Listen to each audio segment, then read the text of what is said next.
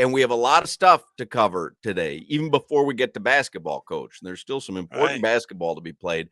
But, are you following the Panthers at all? Are you into the hype and the hoopla? Well, I love listening to you guys discuss it, and I want to congratulate the Panthers on their unbelievable performance. Even last night, coming from behind, that's great. But I'm not a huge hockey fan. I spent my whole life just watching basketball, not baseball, not football.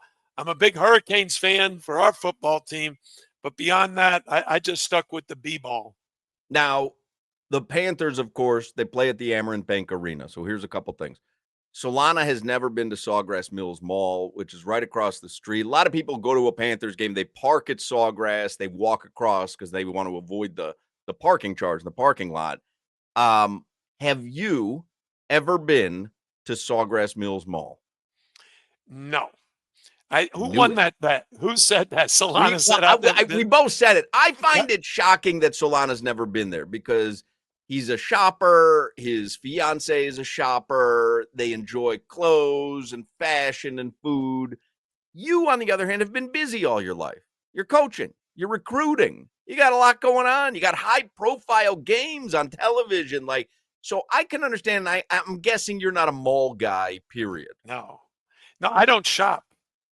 I don't go shopping. I don't spend money. My wife does everything for me and for us. She does all the cooking, the cleaning, the shopping, whether it's to go to the mall or go to, a Publix or any shopping area. You don't even go grocery shopping. I never go. No. Really? I might do that in retirement, though. That might be my new hobby. What about might go shopping now? You're not the dutiful husband sometimes, and you go to Bal Harbor with her or Merrick Park, and you sit quietly while she does some shopping. No, I go to Merrick Park to eat and go to the movies. Fair enough. The movie theater there is spectacular. I love it. But you don't go shopping. You don't hit the clothing store. I don't go shopping. Yeah. And whatever she buys you, I'm guessing you're fine with. Yeah, I'm good with. Yeah. All right. I don't eat. First of all, I'm not an eater. I don't need to eat. I don't like eating.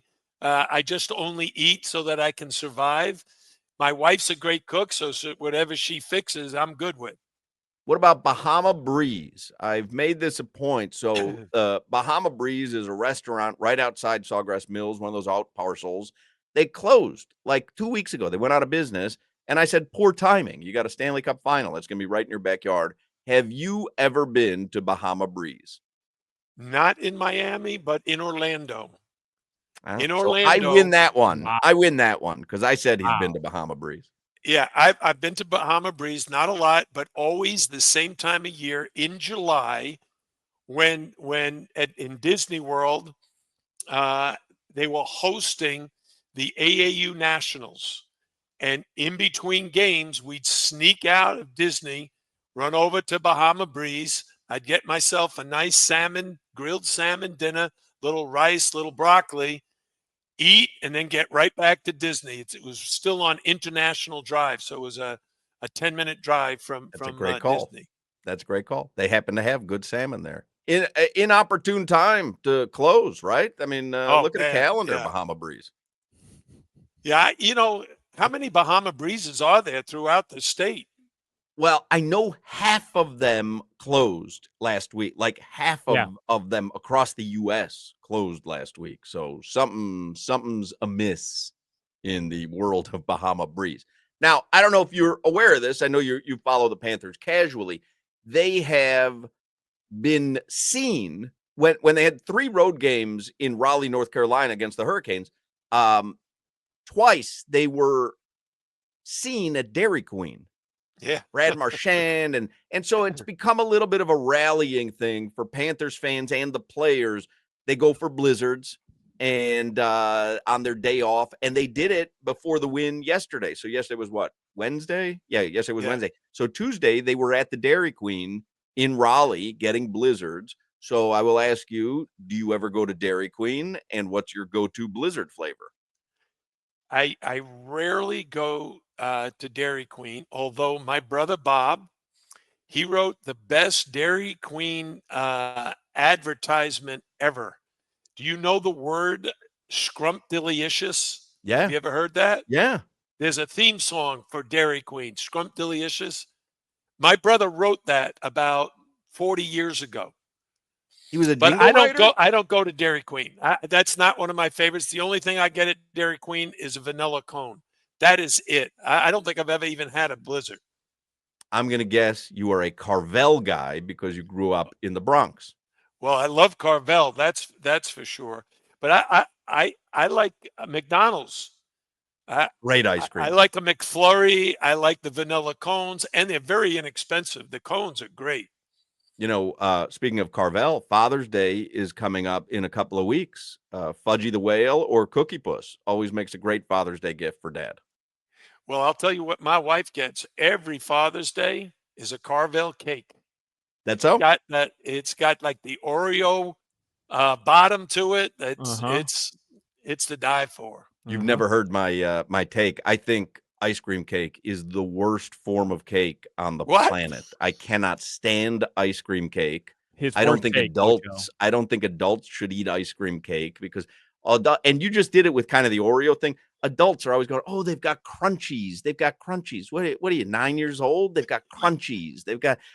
Let's grow up. Let's get a Mrs. Fields cookie cake, which is the premier style of cake. And we go on with our lives. No, one thing, and you said it there. What Carvel cake does is it brings me back to my old neighborhood in the Bronx, and have a piece of cake that turns on my memories. And oh man, I remember when I was 10 years old and I had this. It was awesome. So, Hawk, yeah, you and I don't eat the same places and don't share the same likes and dislikes. But I mean, a cake, ice cream is meant to be eaten with a spoon or licked off a cone. An ice cream cake you eat with a fork. You're not supposed to bite into ice cream. Like, the whole thing is flawed.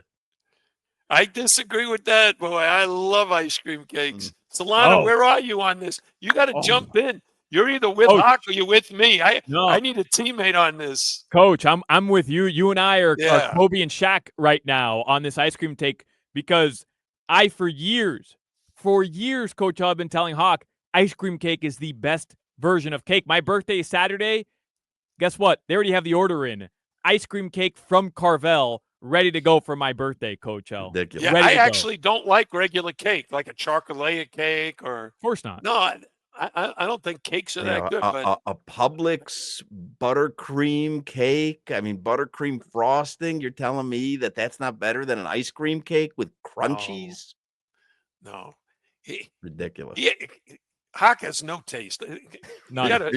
No, I have a refined taste. I have a refined taste, and one day the people around me will understand what's going on. I'll get you on track one day. We're gonna run out of time here, so I want to ask you a little bit about basketball.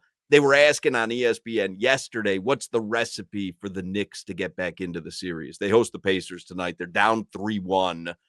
They probably should have won game one, which may have changed the entire tenor of the series, but they're down 3-1. And how do they get back into it tonight? Well, first of all, they can't play at the pace that the Indiana Pacers play at. Rick Carlisle has his team playing kind of like with relentless effort at the defensive end of the floor, and they convert their defense into offense, and they are scoring so quickly before the New York Knicks can get back and set their defense. And by set their defense, I mean all five guys back. I see Siakam in the open court, and he's attacking one-on-one. Well, the NBA skill level, those guys are so athletic and so skilled. You can't stop a guy in the open court in a one-on-one situation. You have to be able to get your five guys back, slow the game down if you're the Knicks. Don't play at the up-tempo. Every player loves playing up-tempo, even the teams that play slow. They love showing their skills in the open court. But if the Knicks get into a running game with the Pacers, I think it's over tonight. But if the Knicks can slow the pace down and grind it out for 48 minutes, and hopefully for them, Karl Anthony Towns is even healthy, because he bumped knees the other day and didn't look good. He was limping off the court. If that's a bone bruise and he's out, then the Knicks are over. They're done. But is I like Tyrese, Indiana. Is Tyrese Haliburton a bona fide NBA superstar? Well, superstar is he's a star. You know, there are only a few like superstars, Hall of Famer type guys. He's young. He's only 25 years old. So he's a young guy who's getting better and better. If they make it to the NBA Finals by beating the Knicks, and then he shows up again for the finals and either miraculously leads his team over OKC, then you can start talking about him maybe being a superstar. One of the things I like about his development, first of all, he's playing for one of my former players in Rick Carlisle, who is a tremendously smart player. He's a tremendous coach. And I think he's brought Tyrese Haliburton along and helped him develop. But did you know that Tyrese Haliburton reached out to Sue Bird to talk to her? She's one of the great women's players of all time. And he reached out to her to ask her, okay, when do I attack to score and when do I distribute? How do I get the other players involved? I want to be the great all-around point guard and do all the things necessary to help our team win. See, that's a sign of growth. A lot of players think I know everything, right? I'm already great. I think he's learning that the best thing you can do is keep learning, keep growing as a player, put more to your game. And reaching out to a woman, to a Sue Bird, that shows humility.